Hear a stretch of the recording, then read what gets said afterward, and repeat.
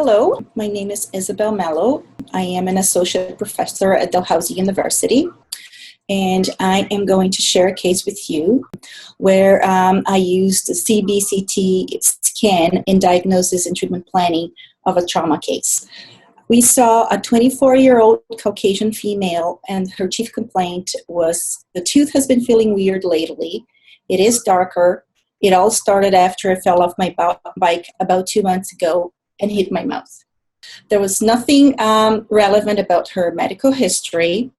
And when collecting the dental history, she mentioned that she had trauma on the 2-1 during a hockey game about 7 years ago.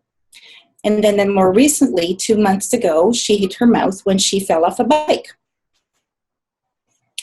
Intraoral findings, tooth 2-1 has no caries or restorations, presented with normal surrounding soft tissues. The probing depths were below 3 millimeters circumferentially. The tooth had physiological mobility. It was tender to percussion, and it did not respond to the cold test.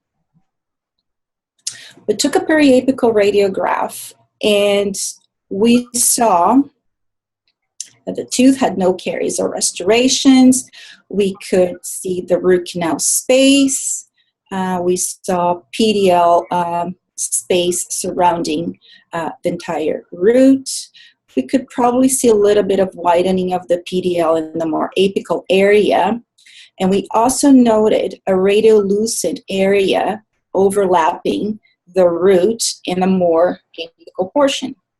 So some aspects about this case made me think, what are the pulp and apical diagnoses?